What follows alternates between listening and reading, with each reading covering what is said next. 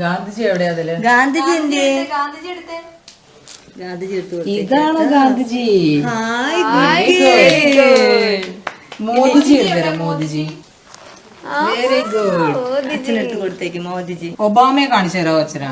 Obama എടുത്തു തരാമോ? Thank you. പറയുമല്ലോ ആനി എടുത്തരാം. ആനി നീ ആരൊക്കെയാന്ന് പറയേ. ഇതേതായിരുന്നു? ഓസ്ട്രേലിയ. ഇതോ നാഷണൽ അനിമൽ ഏതായിരുന്നു? Tiger. Very good. National tree ഏതാ? Banyan tree. Very good. National river ഏതാ? Ganga. Very good. Well planned parenting ആയിരുന്നല്ലേ? എന്തുകൊണ്ടാണ് നിങ്ങൾ അങ്ങനെ ഒരു സ്ട്രാറ്റജി പ്ലാൻ ചെയ്തത്?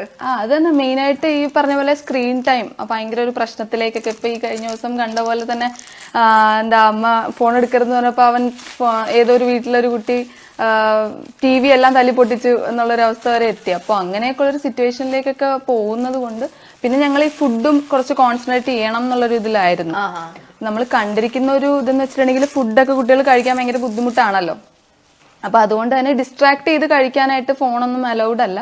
അപ്പൊ അങ്ങനെയൊക്കെ ഉള്ള ഓരോരോ ഇത് ഐഡിയ വന്നപ്പോഴാണ് എന്നാ പിന്നെ ബുക്സിലേക്ക് ബുക്സ് ആകുമ്പോൾ എന്തൊക്കെ പറഞ്ഞാലും ഒരു എക്സ്പ്ലോറിംഗ് ആണല്ലോ. കുട്ടികൾക്ക് കുറച്ചും കൂടെ നമ്മൾ പറയുന്നതിലും കുട്ടികളെ സംബന്ധിച്ച് ഇപ്പൊ ഈ ബുക്സ് ഒക്കെ നോക്കുവാണെങ്കിൽ തന്നെ ഇതിൽ പിക്ചേഴ്സ് ആണ് അവരെ അട്രാക്ട് ചെയ്യുന്നത്. ശരിക്കും കളേഴ്സും പിക്ചേഴ്സ് ഒക്കെയാണ് അവരെ അട്രാക്ട് ചെയ്യുന്നത്. അപ്പൊ ഇത് തന്നെയാണ് നമ്മളിപ്പോ ഫോൺ അല്ലെങ്കിൽ ഇപ്പോ ടാബ്ലറ്റോ അല്ലെങ്കിൽ കമ്പ്യൂട്ടറോ TVയോ എന്തോ ചെയ്യുമ്പോഴും ഇത് തന്നെയാണ് അവരെ അട്രാക്ട് ചെയ്യുന്നത്. കളേഴ്സ് ആവാം, ചിലപ്പോൾ ചില മൂവ്മെന്റ്സ് ആവാം. അങ്ങനെയുള്ള കാര്യങ്ങളാണ് അവരെ അട്രാക്ട് ചെയ്ത് അതിലേക്ക് കൂടുതൽ പോകാനുള്ള ഒരു ടെൻഡൻസി ഉണ്ടാക്കുന്നത്. അപ്പൊ നമ്മൾ അതിനൊരു ഓൾട്ടർനേറ്റീവ് ആയിട്ട് ഇത് കൊടുത്തു എന്ന് മാത്രമേ ഉള്ളൂ. അപ്പൊ ഇതാകുമ്പോൾ അവർക്ക് ഭയങ്കര എക്സ്പ്ലോറിങ് ഇതാണ്, ഓപ്പർച്യൂണിറ്റിയാണ്. പല വെറൈറ്റീസ് ഓഫ് ബുക്സ് ഉണ്ട്. ഇപ്പൊ സായുന് തന്നെയാണെന്നുണ്ടെങ്കിലും നല്ലൊരു കളക്ഷൻ. ഈ ഒരു പ്രായം എന്ന് പറയുമ്പോൾ ശരിക്കും പറഞ്ഞാൽ ഒരു പർട്ടിക്കുലർ ഇപ്പൊ ടോയ് ആണെങ്കിൽ തന്നെ ഒരെണ്ണം കുറച്ചു നേരം കഴിഞ്ഞാൽ പിന്നെ അവർക്ക് മടുക്കും. അപ്പൊ അതുകൊണ്ട് തന്നെ ഇതൊക്കെ എല്ലാ കാറ്റഗറീസിലും പല കളേഴ്സിലൊക്കെ അവൈലബിൾ ആണ്. അത് മടുത്താൽ അവർക്ക് അടുത്ത ബുക്ക് ഉണ്ട്. അപ്പൊ അങ്ങനെ അല്ലെങ്കിൽ വേറെ ടോയ് ഇപ്പൊ ഇതുപോലെയുള്ള സോഫ്റ്റ് ടോയ് ലൈൻ പോലെ ഇതുപോലത്തെ സോഫ്റ്റ് ടോയ് ഒക്കെ ഉണ്ടല്ലോ. അപ്പൊ അങ്ങനെ എന്തെങ്കിലും വെച്ചോണ്ടിരിക്കും. അത് കഴിഞ്ഞ് അടുത്ത അവർക്ക് അവൈലബിൾ ആയിട്ടുള്ള പിന്നെ നോക്കുമ്പോൾ പിന്നെ ബുക്സ് ആണ്. അപ്പൊ അങ്ങനെ വരുമ്പോ അവൾക്ക് വേറെ മടുപ്പ് വരുന്നില്ല.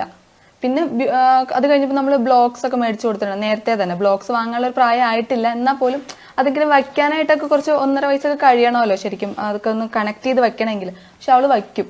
അത് കാരണം അതിപ്പോ ഞങ്ങൾക്ക് മനസ്സിലായ ഒരു കാര്യം വെച്ചാല് അറ്റ് ദ ഏർലിയസ്റ്റ് നമ്മൾ എന്ത് കുട്ടികൾക്ക് ഇൻട്രൊഡ്യൂസ് ചെയ്യുന്നോ അവരത് ചെയ്യും. അറ്റ് ദ ഏർലിയസ്റ്റ് ചെയ്യും. അതാണ് ഇതിനെ അഡാപ്റ്റ് ചെയ്യാൻ വേണ്ടിയിട്ടുള്ള ഒരു ടെൻഡൻസി എപ്പോഴും ഉണ്ട്. കുട്ടികൾക്ക് എപ്പോഴും ആ ഒരു ടെൻഡൻസി ഉണ്ട്. പക്ഷെ നമ്മൾ അതിനെ ഉള്ള ഒരു ഓപ്പർച്യൂണിറ്റി സമയമായില്ലല്ലോ അല്ലെങ്കിൽ കുട്ടി അതിനായില്ലല്ലോ എന്ന് ഓർത്തിട്ട് നമ്മളത് ചെയ്യാത്തത് കൊണ്ടാണ് എനിക്കിതെന്ന് തോന്നിയത്. ഞങ്ങൾക്ക് ഇതെന്ന് തോന്നിയൊരു കാര്യം അതാ.